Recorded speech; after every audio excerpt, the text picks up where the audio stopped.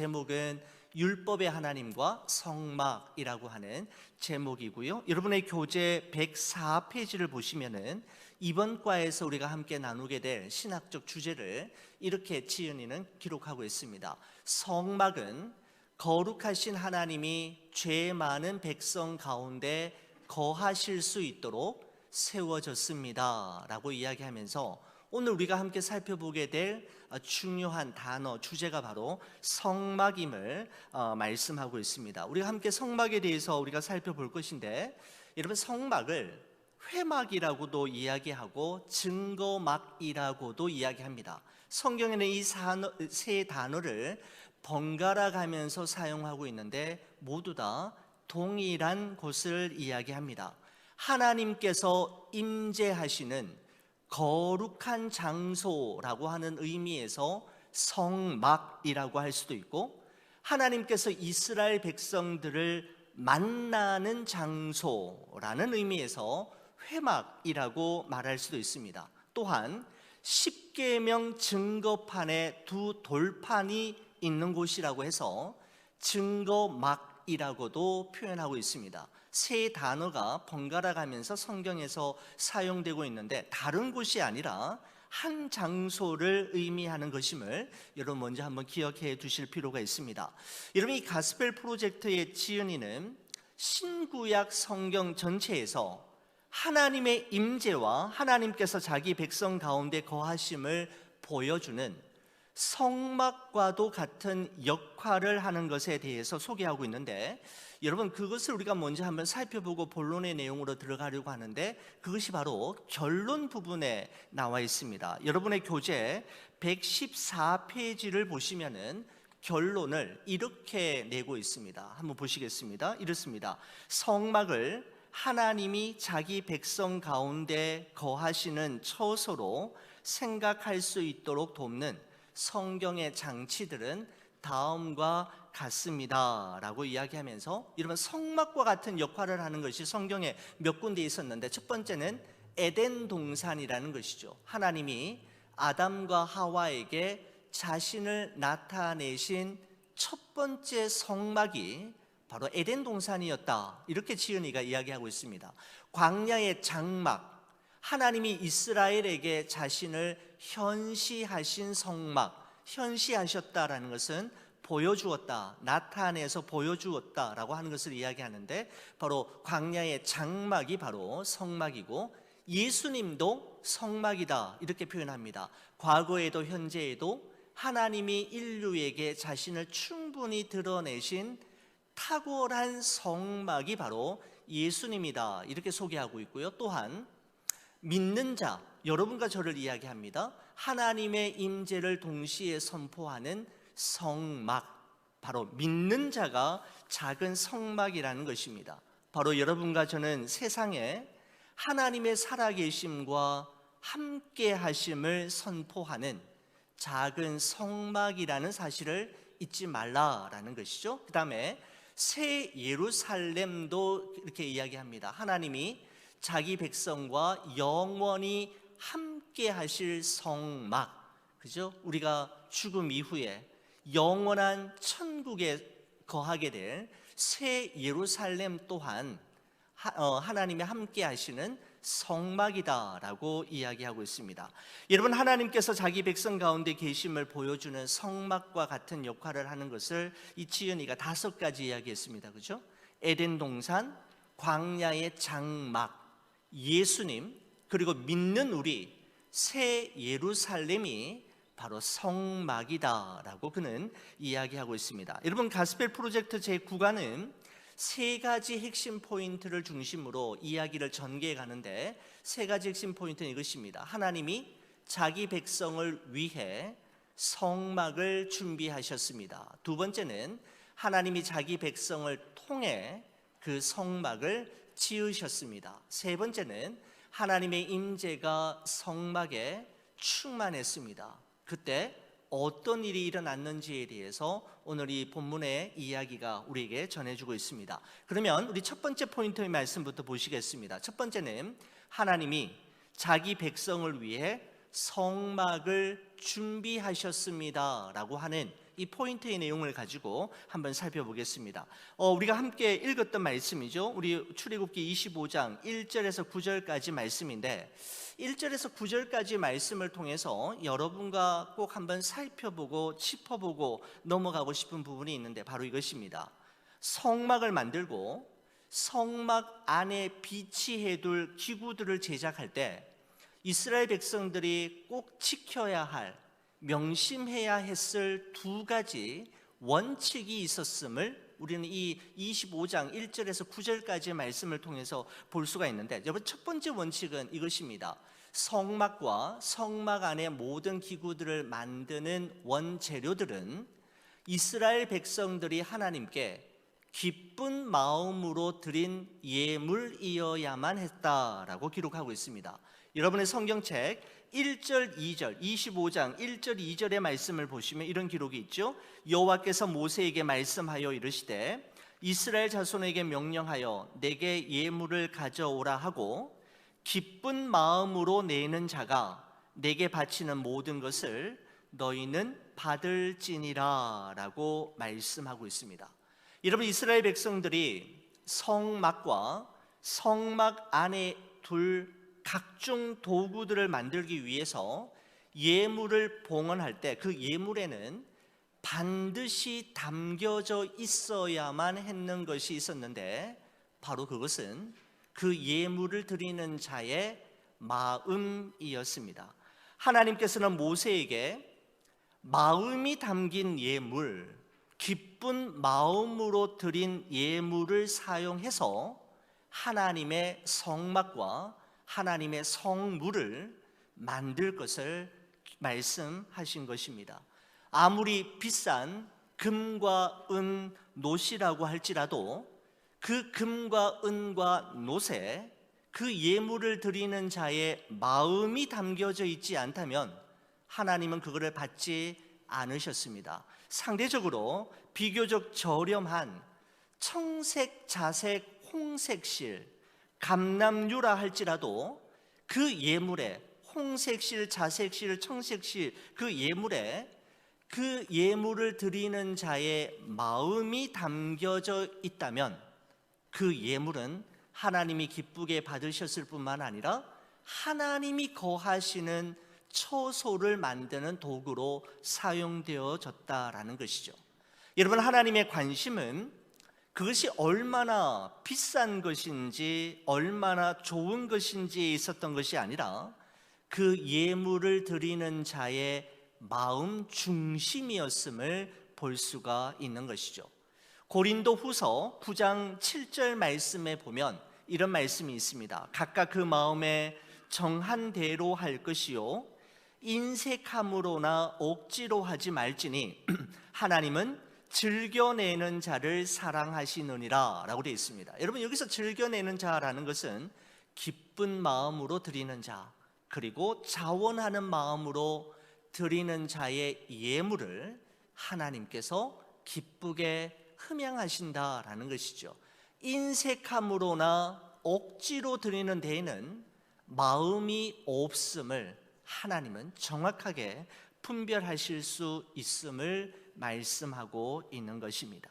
하나님의 성막은 인색한 마음과 억지로 마지 못해서 하는 마음으로 드린 예물이 아니라 기쁜 마음과 자원하는 마음으로 드리는 예물을 중심으로 첫 번째 성막이 지어졌음을 제작되었음을 말씀하고 있는 것입니다. 여러분, 성막을 만들 때 그들이 반드시 기억하고 지켜야 했을 두 번째 원칙은 무엇인가 하면 하나님께서 모세에게 보여주신 모양 그대로 알려주신 모양을 따라 만드는 것이어야만 했다라는 점입니다.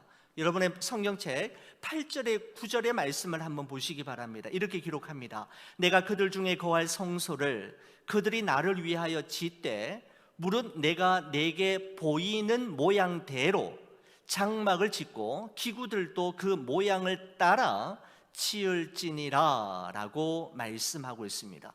내가 내게 보이는 모양대로, 내가 내게 알려주는 모양을 따라 성막을 지어야 한다라는 것이죠.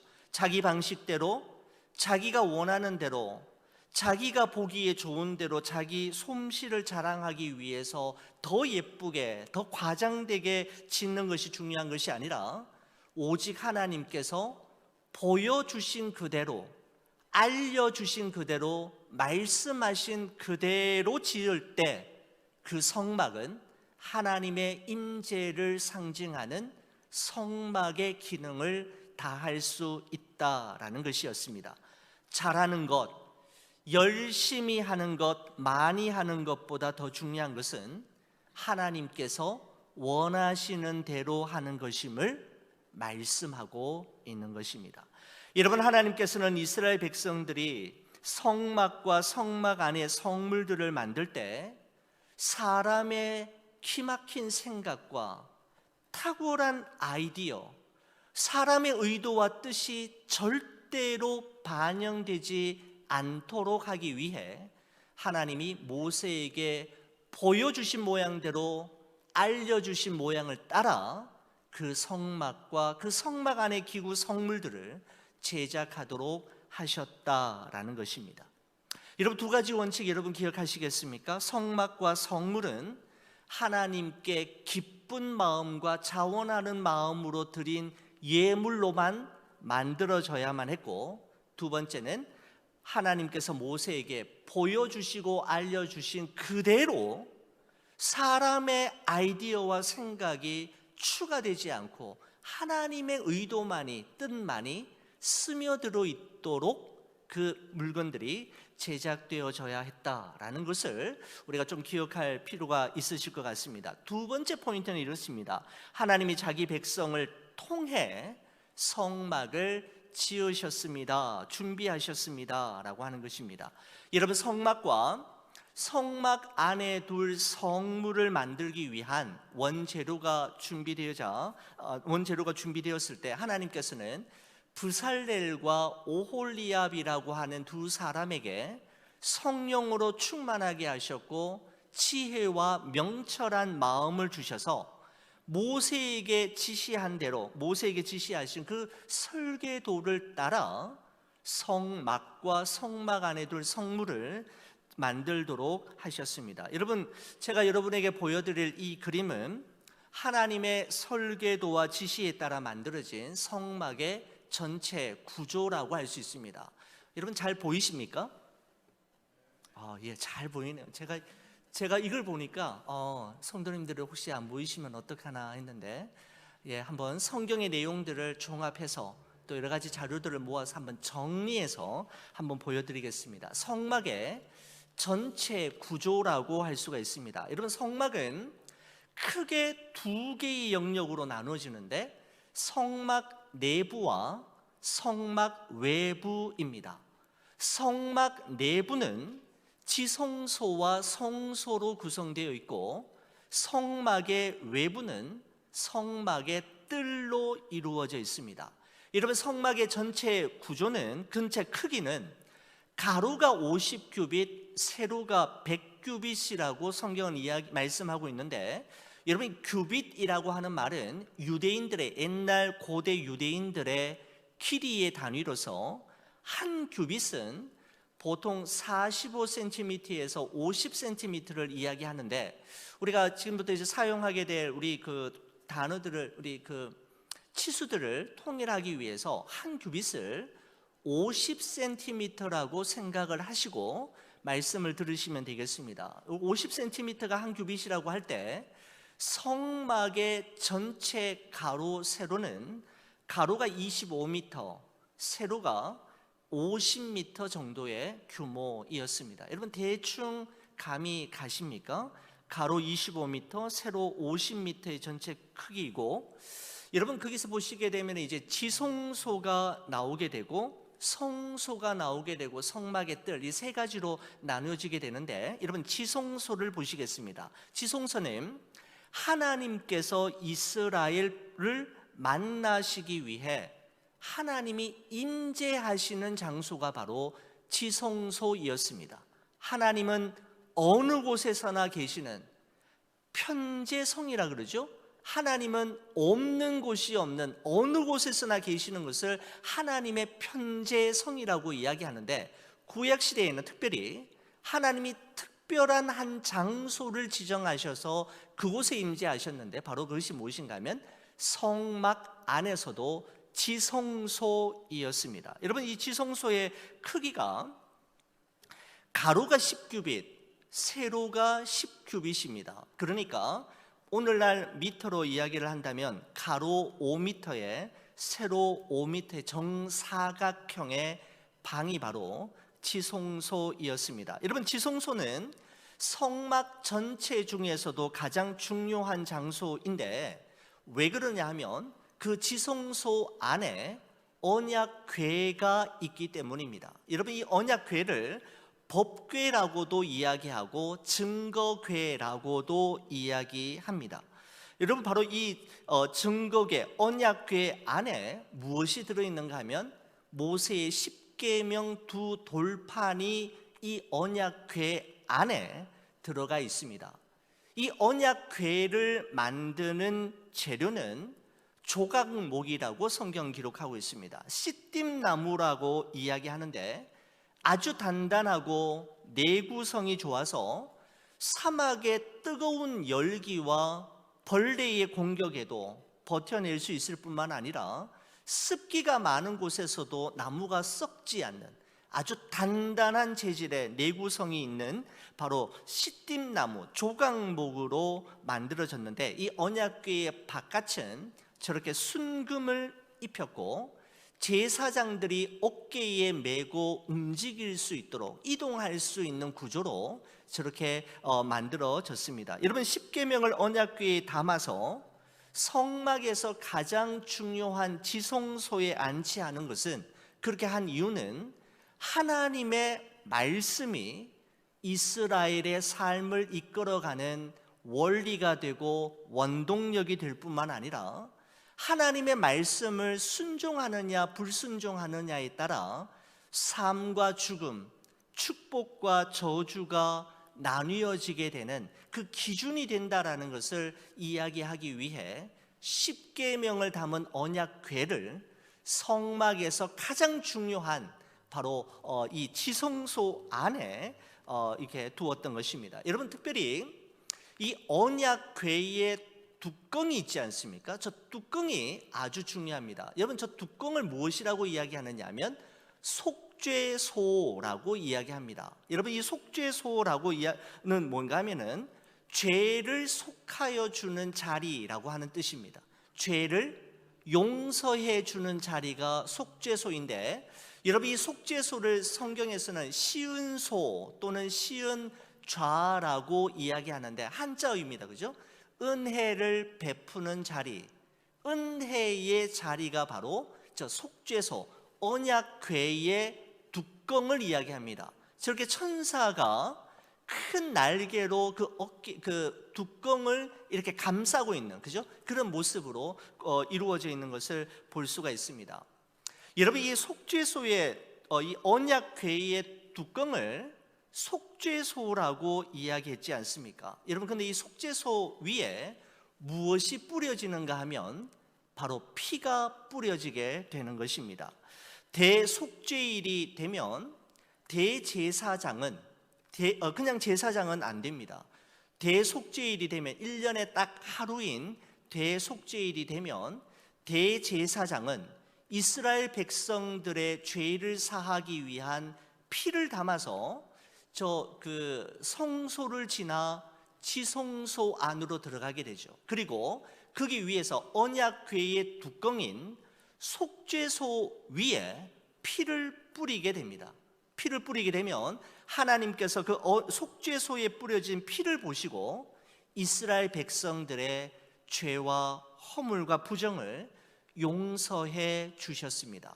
그래서 언약궤의 뚜껑이 속죄소라는 것도 한번 기억해 두시면 좋겠습니다. 여러분, 지성소에서 휘장을 통과해서 그 밖으로 나오게 되면 이제 성소라는 곳으로 이동하게 됩니다. 여러분, 성소는 어떤 장소인가 하면 이스라엘을 대표하는 제사장이 하나님과의 만남을 준비하는 장소가 바로 성소인데, 이 성소는 지성소의 2배입니다. 지성소가 5m, 5m였는데 여러분, 이 성소는 5m, 10m의 이 크기를 가지고 있는 방인데, 이 성소 안에는 3가지 물건이 비치되어 있었습니다. 금향단과 금촛대와 진설병 떡상이라고 합니다. 진설병상, 진설병 떡상이 이곳에 있었습니다. 거기 보시게 되면은 지성소에서 그 가로막이 하나 있죠. 이게 휘장인데, 휘장을 나오게 되면은 금향단이라고 하는 것이 있습니다. 여러분, 이것은 바로 이스라엘을 대표하는 대제사장이 1년에 단 한 번 대속죄일에 피를 가지고 지성소로 들어간다고 말씀하셨지 않습니까? 들어가기 전에 금향단에 향을 피웁니다. 그러면 연기가 일어나게 되는데, 그 연기가 무엇을 의미하는가 하면 대제사장 자신도 죄인이기 때문에 거룩하고 영광스러우신 하나님 앞에서 자기 자신을 가리는 역할을 하는 것이, 금향단에서 나오는 연기에 의해서, 그 향에 의해서, 그죠, 자기 자신을 가리는 역할을 하는 역할을 바로 이 금향단이라고 할 수가 있는 것이죠. 여러분, 그래서 금향단을 피워놓고 그 연기와 함께 지성소 안으로 들어가게 되는 것입니다.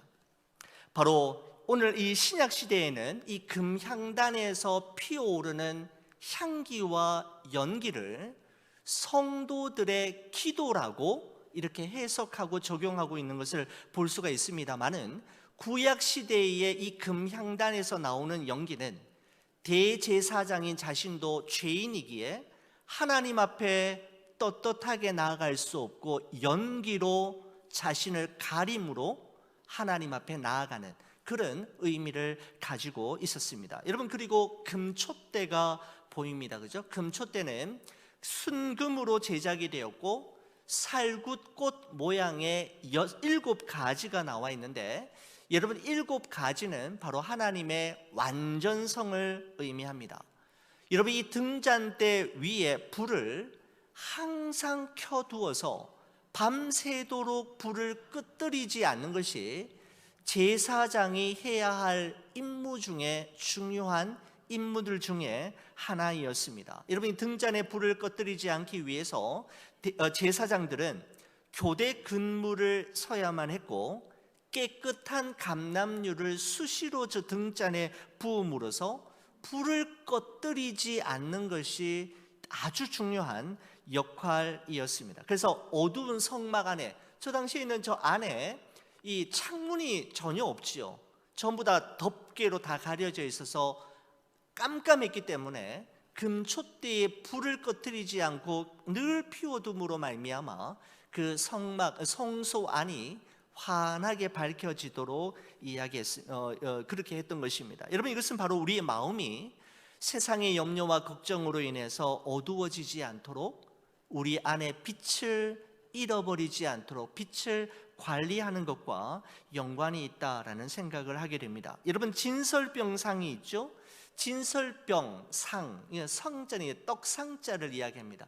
떡을 올려두는 테이블을 이야기하는데, 이 테이블 위에 진설병을 올려놓습니다. 병자는 이제 떡병자, 오병이어 할 때 그 병자가 바로 병자입니다. 진설병이라는 것은 하나님 앞에 드리는 떡을 진설병이라고 이야기하는데, 진설병 떡상 위에 이스라엘 지파 12지파잖아요. 12지파를 상징하는 12개의 떡을 저 떡상 위에 올려뒀는데, 6개씩 두 열로 올려두고 6일 동안 저 떡상 위에 올려두었다가 매 안식일이 될 때마다 새로운 떡으로 바꾸었습니다.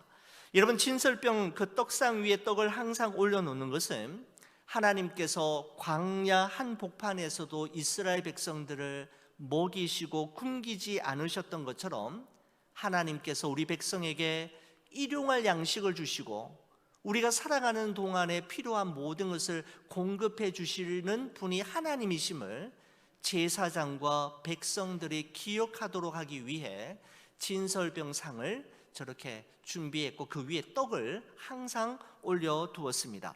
여러분, 지성소와 성소를 지나서 밖으로 나오게 되면, 이제 그 덮개가 있는 밖으로 나오게 되면 세 가지를 만나게 되는데, 성막의 뜰을 만나게 되는데, 성막의 뜰은 일반 이스라엘 백성들이 들어갈 수 있는 곳이었습니다. 여러분, 성소와 지성소는 대제사장과 제사장만이 들어갈 수 있죠.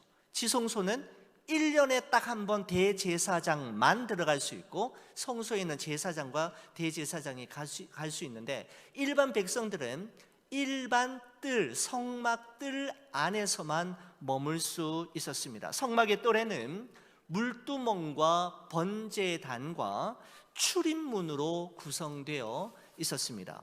여러분, 물두멍이라는 것은 무엇인가 하면 물을 담아두는 큰 세숫대야와 같은 것을 이야기합니다.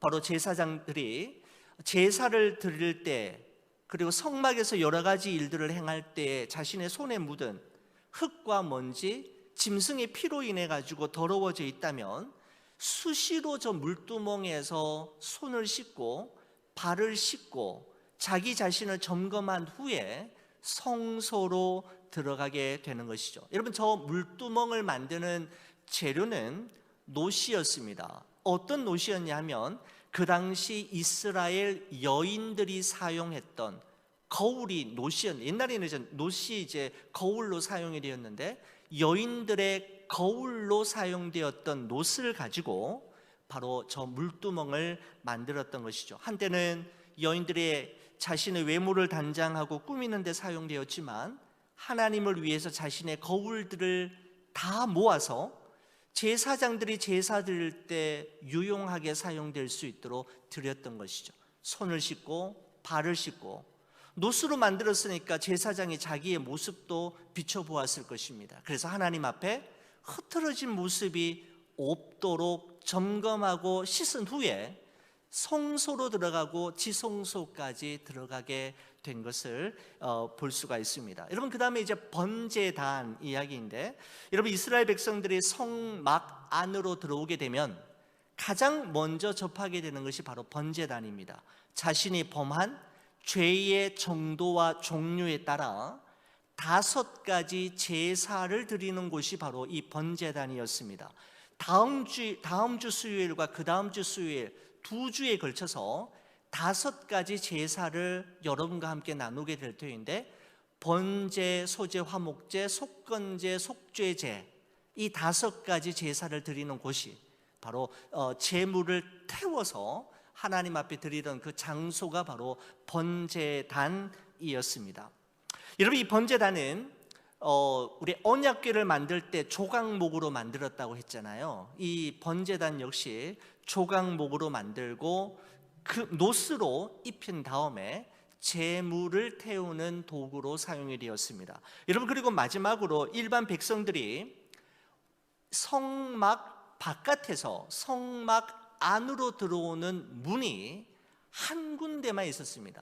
동쪽 출입문입니다. 여러분, 이 동쪽 출입문, 이 문을 통해서만 성막 안으로 들어올 수 있었는데, 여러분, 이 동쪽 출입문은 무엇을 의미하는가 하면 바로 죄인인 우리 인간이 하나님께로 나아갈 수 있는 유일한 길, 유일한 문이 되시는 예수 그리스도를 상징하는 것이 바로 출입문, 동쪽 출입문입니다. 요한복음 10장 9절 말씀에 보면 예수님이 이렇게 말씀하셨죠. 내가 문이니 누구든지 나로 말미암아 들어가면 구원을 받고 또는 들어가며 나오며 꼴을 얻으리라 라고 이야기했는데, 예수님께서 이 말씀을 하실 때 성막의 동쪽 출입문을 염두에 두시면서 말씀하셨을 것입니다. 바로 이 문을 통해서만 이스라엘 백성들이 성막 안으로 들어가고 자신의 죄의 문제를 해결할 수 있었던 것처럼, 바로 예수 그리스도를 통해서만 하나님께로 나아갈 수 있고 자신의 죄의 문제를 해결할 수가 있게 되는 것이죠. 바로 이와 같은 구조로 이런 성막이 이렇게 구성이 되어 있는데, 여러분의 교재를 한번 보실까요? 교재 110페이지 보시면 그림 옆에 이런 글이 있는 것을 보게 됩니다. 성막은 하나님이 구속해 주신 장소로서 거룩한 백성이 자신의 자신감과 즐거움으로 하나님의 임재를 맞이할 수 있는 곳입니다. 그러나 다른 한편으로 백성에게 그들의 죄를 상기시키는 곳이기도 합니다 라고 이야기하고 있습니다. 바로 지은이는 성막의 두 가지 중요한 역할을 이야기하고 있는 것 같습니다. 첫 번째, 성막은 하나님의 임재를 경험하는 장소가 바로 성막이었고, 또 하나는 성막에 들어올 때마다 이스라엘 백성들은 내가 하나님 앞에서 얼마나 큰 죄인인지를 기억하도록 하는 역할을 하는 곳이 바로 성막이었음을 볼 수가 있는 것이죠. 바로 그러한 역할을 했던 것이 바로 성막이었습니다. 우리 세 번째 포인트로 넘어가겠습니다. 하나님의 임재가 성막에 충만했습니다 라고 이야기합니다. 여러분, 출애굽기의 마지막 결론이자 성막이 완성되었을 때 어떤 일이 일어나게 되었는지에 대해서 이야기하면서 출애굽기가 마무리되고 있는데요, 여러분 한번 성경책 한번 보시겠습니까? 출애굽기 40장 말씀 한번 보시기 바랍니다. 이 말씀은 여러분과 함께 같이 좀 읽고 좀 말씀을 좀 마무리 정리를 하려고 합니다. 출애굽기 40장 마지막 장인데요, 34절에서 38절까지 말씀입니다. 출애굽기 40장 34절에서 38절까지인데, 우리 34절 말씀 보시기 전에 그 위에 33절 한번 말씀 보실까요? 거기 보시면은 마지막 문장에 이렇게 돼 있지요. 모세가 이같이 역사를 마치니 라고 돼 있습니다. 성막이 완료되었다라는 것입니다. finished, 그렇게 완성되었다라는 것이죠. 여러분, 이같이 역사를 마쳤다라고 하는 말은 무슨 말인가 하면, 하나님께서 모세에게 보여주신 그대로 만들고 알려주신 모양 그대로 그가 모든 일을 다 한 후에 라고 하는 것을 이야기합니다. 하나님의 말씀에 전적으로 순종하여 성막을 완성한 후에 어떤 일이 있었는지를 34절에서 38절이 우리에게 말씀해 주고 있는데, 여러분과 제가 한 절씩 교독하시겠습니다. 40장 34절입니다. 구름이 회막에 덮이고 여호와의 영광이 성막에 충만하매 모세가 회막에 들어갈 수 없었으니 이는 구름이 회막 위에 덮이고 여호와의 영광이 성막에 충만함이었으며, 구름이 성막 위에서 떠오를 때에는 이스라엘 자손이 그 모든 행진하는 길에 앞으로 나아갔고, 구름이 떠오르지 않을 때에는 떠오르는 날까지 나아가지 아니하였으며, 같이 봅니다. 낮에는 여호와의 구름이 성막 위에 있고 밤에는 불이 그 구름 가운데에 있음을 이스라엘의 온 족속이 그 모든 행진하는 길에서 그들의 눈으로 보았더라 라고 기록하고 있습니다. 바로 모세가 하나님께서 자신에게 보여주신 모양 그대로, 하나님께서 모세에게 알려주신 모양 그대로 순종했을 때, 그렇게 해서 만들어진 성막에 하나님의 영광이 임하고 하나님의 영광을 상징하는 구름 기둥이 성막 위에 임하면서 이스라엘 백성들의 새로운 행진이 시작되었다라고 말씀하고 있습니다. 그들의 원함과 바람, 그들의 생각과 계획을 내려놓고 하나님께서 알려주시고 하나님께서 말씀하신 대로 순종했을 때 이스라엘 백성들은 성막 가운데 임하는 하나님의 영광을 목도했을 뿐만 아니라 하나님의 인도하심을 따라 본격적인 광야의 행진이 시작되었음을 말씀하고 있는 것이죠. 구름이 성막 위에 떠오르면 이스라엘 백성들은 자리에 일어나 행진하였고, 구름이 성막 위로 떠오르지 않으면 아무리 가고 싶어도 그들은 한 걸음도 한 발짝도 옮기지 않았음을 말씀하고 있는 것입니다. 광야를 건너는 방법을 그들은 알았던 것이죠. 성막 위에 나타난 구름 기둥을 바라보며 구름 기둥이 이동할 때, 나타날 때는 움직이고 나타나지 않을 때는 움직이지 않았던 것입니다. 여러분, 하나님의 임재를 상징하는 그 성막과 함께 걷는 이스라엘 백성들의 모습을 여러분 한번 생각해 보십시오. 성막이 이동할 때 이스라엘 백성 중앙에 그 성막이 있는데, 그죠? 그 성막, 즉 하나님의 임재를 상징하는 성막이지 않습니까? 하나님이 우리와 함께 지금 걷고 있다라고 생각할 때 이스라엘 200만 명이 걷는 그들의 발걸음은 정말 자신감과 당당함, 그리고 얼마나 가벼웠을까라는 생각을 하게 됩니다. 하나님이 우리와 함께 하심이 분명하다면, 그 하나님께서 우리의 가야 할 길을 인도하고 계신다면 우리 앞에 어떠한 시련과 역경 속에서도 그 걸음은 바로 주와 함께 걷는 걸음이기에 걸어갈 수 있는 걸음이 되는 것이죠. 여러분, 사도 바울은 고린도전서 3장 16절에 이렇게 이야기합니다. 너희가 하나님의 성전인 것과 하나님의 성령이 너희 안에 계시는 것을 알지 못하느냐라고 말씀하고 있습니다. 무슨 말씀인가 하면, 우리 한 사람 한 사람은 하나님의 영, 하나님의 성령이 거하시는 작은 성막, 작은 성전이라는 사실을 기억하라라고 말씀하고 있는 것입니다. 바로 여러분과 저는 작은 성막, 작은 교회, 작은 성전이라는 것입니다. 왜냐하면 하나님의 성령이 여러분과 저의 영혼 안에 거하고 계시기 때문이라는 것입니다. 작은 성막, 작은 성전, 작은 교회인 여러분과 저의 삶을 통해 우리 안에 계시는, 우리 안에 임재하고 계시는 하나님의 살아계심과 하나님의 함께하심이 입증되어져야 하고, 하나님의 영광이 우리의 삶을 통해서 나타나기를 주의 이름으로 간절히 축원을 드립니다. 여러분의 교재 114페이지 보시면은 이 성막을 그리스도와 연결시켜서 이렇게 마무리 결론을 짓고 있습니다. 여러분, 거기 보시면 이렇게 있죠. 하나님은 이스라엘 백성과 함께 거하시기 위해 성막을 지으라고 지시하셨습니다. 하나님은 자기 백성들과 함께 하시기를 원하십니다. 그 때문에 훗날 하나님은 우리와 함께 하시는 임마누엘 성막으로 자기 아들을 보내셨습니다 라고 기록하고 있습니다.